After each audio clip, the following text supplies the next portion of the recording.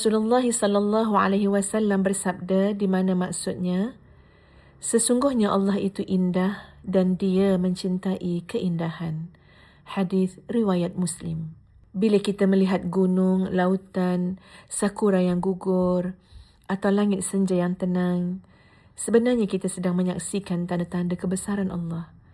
Keindahan ni bukan sekadar untuk direkam kamera, tetapi untuk ditafakur dan disyukur. Ada luka, ada sembuh, ada rasa, ada teduh. Orkid mekar dalam diam, akar kuat menahan alam.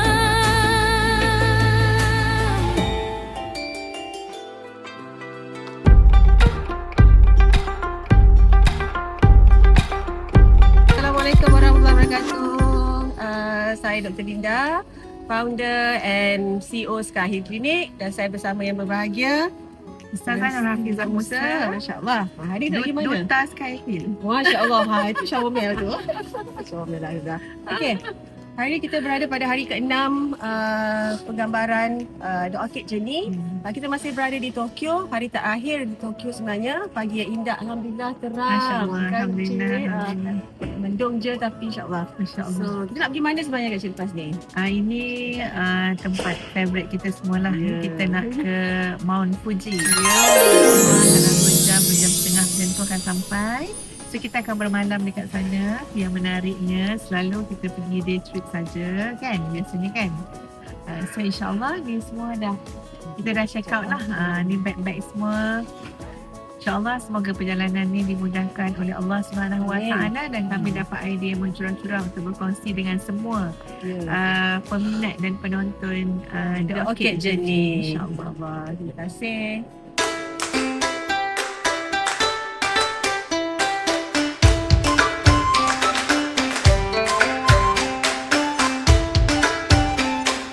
Assalamualaikum warahmatullahi wabarakatuh. Alhamdulillah kita dah berada di area Mount Fuji di kawasan Kawaguchiko ini. So kita berada di area kampung nenek, Ustazah? Ya. Betul tak? Kampung nenek. Kita nak buat apa hari ni sekarang? Kita nak makan Dulu. Alhamdulillah. Untuk lunch kita ada early lunch pukul 11 sudah makan. kat sini banyak makanan yang halal. Halal. Lepas tu ada juga kalau nak solat pun ada tempat solat. Ya. So, kita sampai daripada Tokyo, kita sampai spot yang pertama, kita makan dulu. Jom.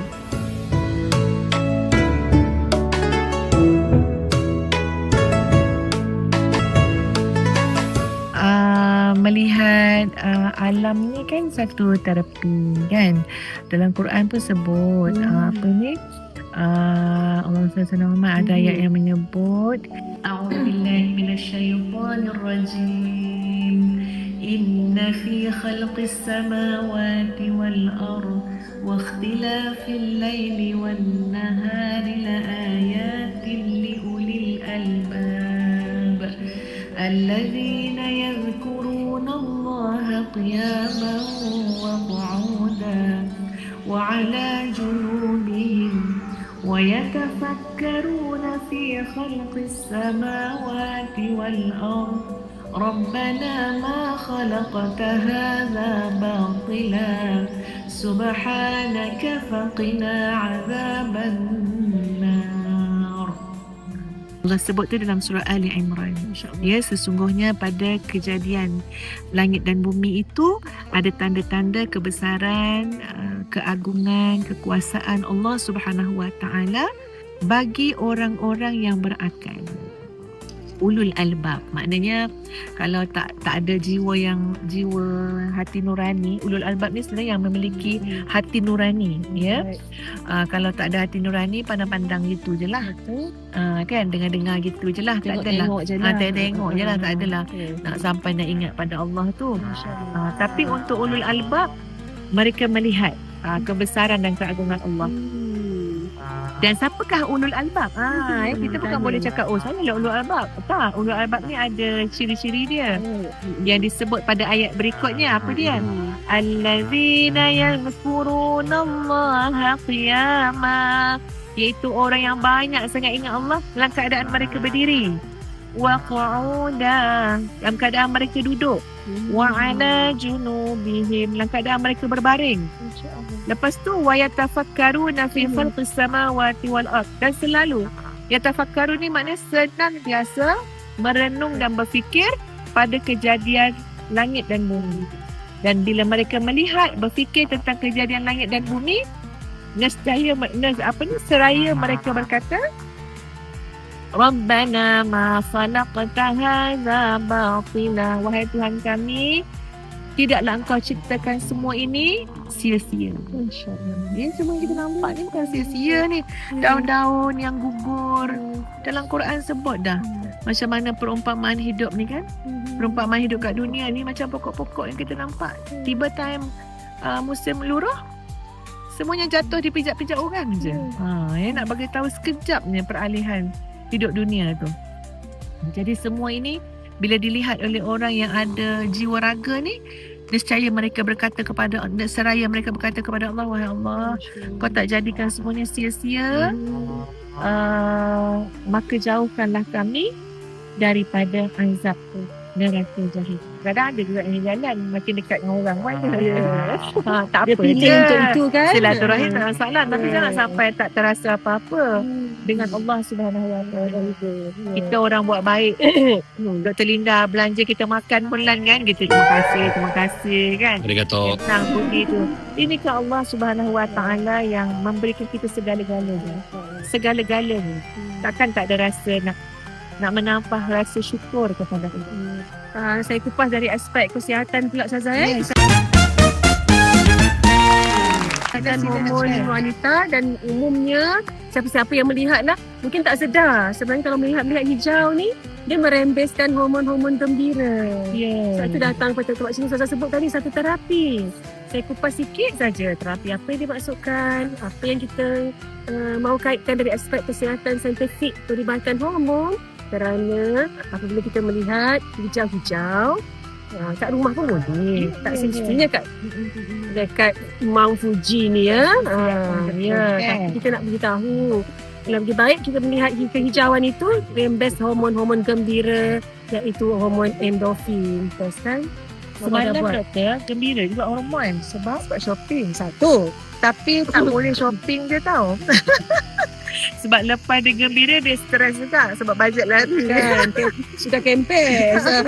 Jadi Kita dia kena terapikan balance. macam ni. Dia cerita dia kehidupan best yang lah, Ustazah. baik ni adalah keseimbangan.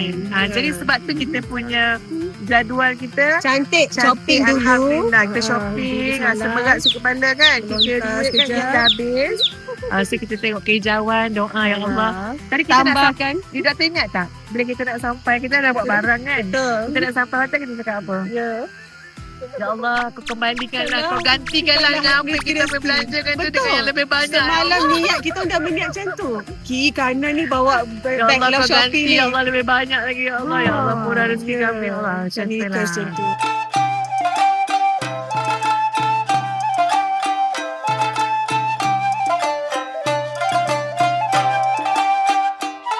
Inilah Boss Coffee Farm Japan. Tengah panas. It's a kopi panas. Bila Dr. Linda pegang, memang rasa panasnya. Tetapi tangan saya tak sejuk. Tangan saya warm. Apa yang berlaku? Wanita yang ada tangan yang sejuk. Tangan Dr. Linda panas, tangan kopi jadi bergabung dengan baik. Masalah wanita dan tangan sejuk sangat terkait dengan masalah gangguan hormon thyroid yang sudah berkurangan ataupun deficiency in thyroid hormone.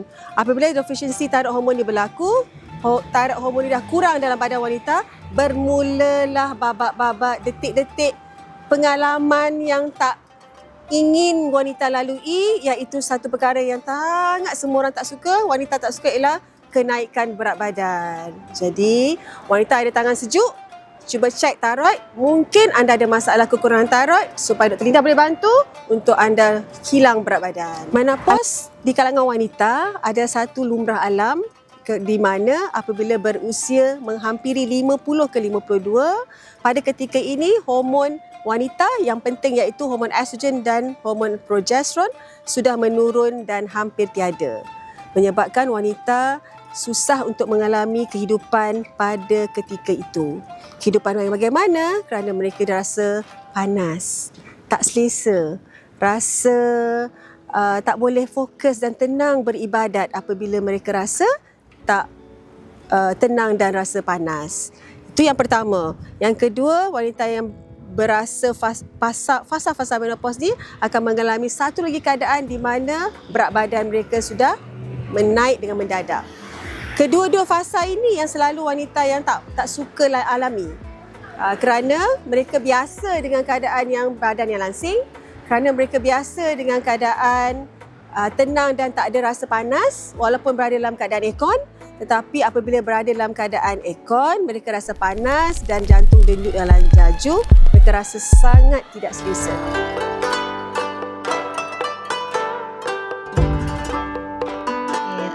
Cuba tengok kat belakang sana ni ada gunung kan.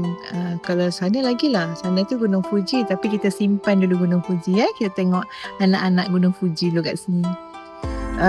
Dia mengingatkan Ustazah kepada seorang wanita yang bernama Lakpa Sherpa. Everest is my game. That is my dream. I can write. Never not been educated. My life hurt me. Everest fixed my soul. Like magic. Lakpa Sherpa ni wanita tak ada pendidikan.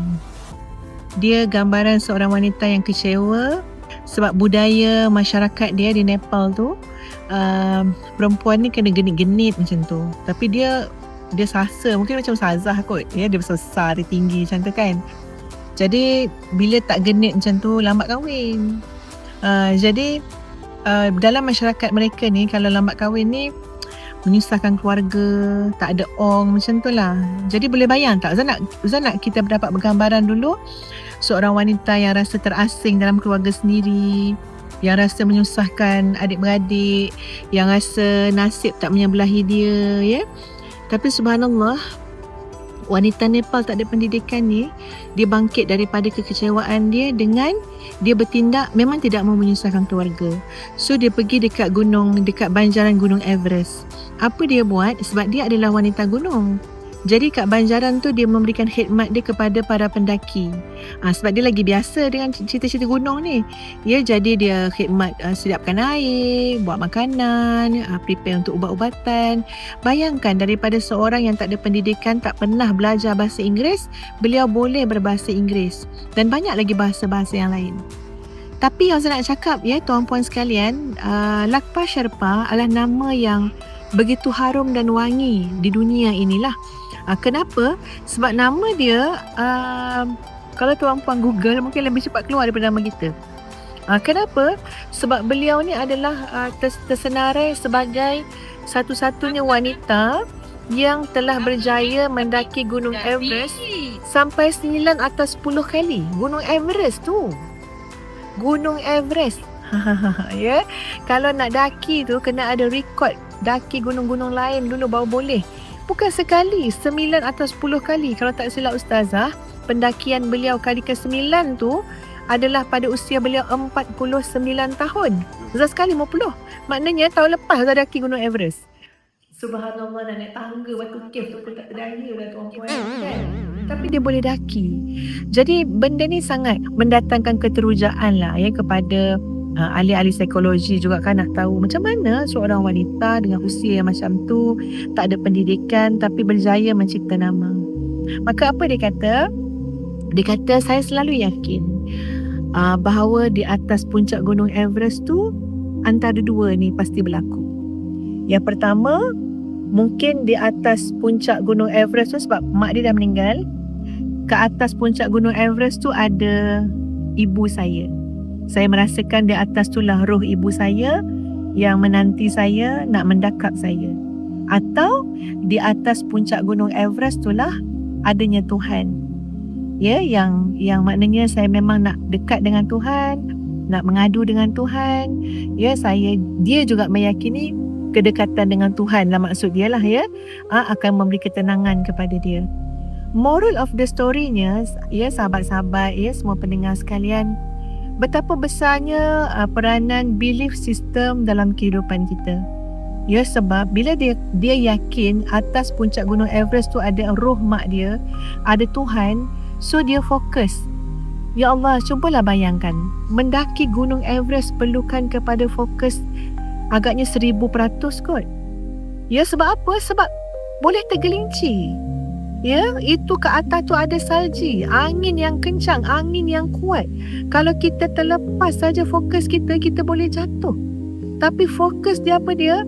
Penat pun tak hirau sangat, lapar pun tak kisahkan sangat. Kenapa? Fokusnya adalah untuk sampai ke puncak. Dan subhanallah, wanita yang bernama Lakpa Sherpa telah membuktikan betapa kuatnya kesan apa yang kita yakini dan percaya dalam hati kita. Ya, jadi bayangkan kalau kita sebagai Muslim, sebagai Muslimah, kepercayaan kita kepercayaan yang benar. Inna dina indallahil Islam. Sesungguhnya agama yang benar di sisi Allah adalah Islam. Kenapa keyakinan kita tidak boleh menjadi kekuatan kepada kita? Ya, kenapa kepercayaan kita tidak boleh menjadi membina fokus kita sehingga kita rasa tak apalah yang lain-lain tu biasa je lah. Mana ada hidup tak ada cubaan kan? Sebab apa? Sebab tengok macam mana Nabi menanamkan keyakinan. Ya, dalam Quran pun sebut la takhaf wa la tahzan innallaha ma'ana. Kan tanam tu jangan takut, jangan sedih. Allah bersama-sama kita. Tengok Nabi Yusuf kata apa? Inna rabbi latifun lima yasha. Tuhan aku buat baik dengan aku. Dia menyantuni aku padahal sumbatlah penjara itu. Padahal kena sabotaj tu ke adik-beradik tu. Dia padahal kena fitnah tu, tapi Nabi Yusuf boleh kata inna rabbi latifun lima yasha. Tuhan aku buat baik pada aku. Subhanallah. Jadi apa yang Ustazah ingin tegaskan di sini adalah kalau kita rasa kita rapuh, kalau kita rasa kita lemah, kita semak balik apa yang kita percaya dan yakin. Kita tak mahu hati kita hanyalah menjadi wadah yang kosong. Tak ada apa-apa. Tak pernah tertanam keyakinan yang teguh namanya keimanan. Tidak ada fokus ya yang jitu namanya tauhid kepada Allah Subhanahu Wa Taala. Kalau Lakpa Sherpa yang bukan Islam ya, tapi boleh melakukan sesuatu yang Zah rasa kalau Tok Zah macam mustahil sikit lah ya. Macam mustahil, tapi dia boleh ya, kerana kuatnya semangat dia, dan itu dibakar daripada permulaan hidup yang telah melalui dan mengalami kekecewaan dan kelukaan. So renung-renung kan, boleh tengok bukit itu bukan Gunung Everest ya. Nanti kita buat syuting kat Gunung Everest ya. InsyaAllah.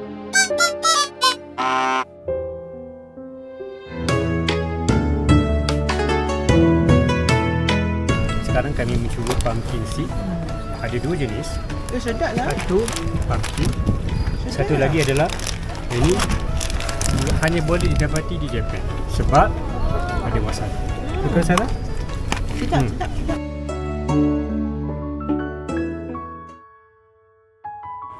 Alhamdulillah, dari hiruk pikuk kota Tokyo, kami meneruskan perjalanan menuju Gunung Fuji. Fuji bukan sekadar ikon Jepun tetapi simbol keteguhan dan ketenangan.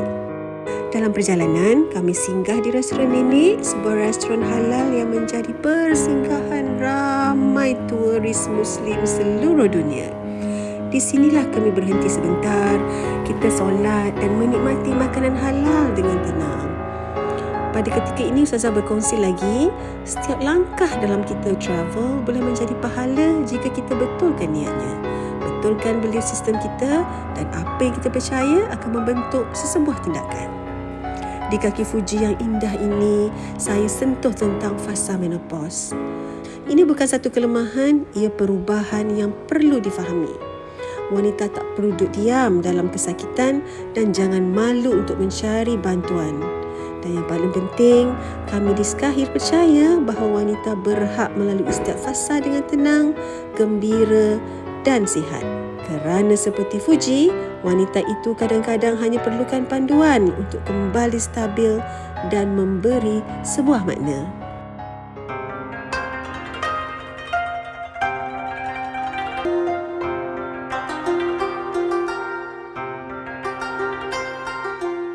Assalamualaikum warahmatullahi wabarakatuh. Kini kita berada di Oishi Park, Kawaguchiko Lake. Alhamdulillah.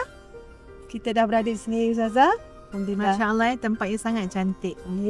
Cuaca kat sini sekarang ni sangat nyaman. Faham, hari ni kita kena pergi Aeon ni.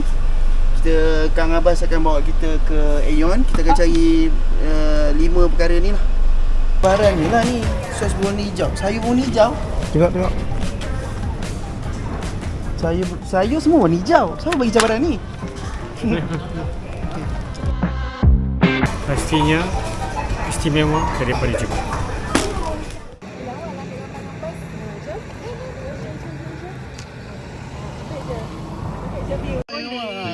Jumpa peminat je.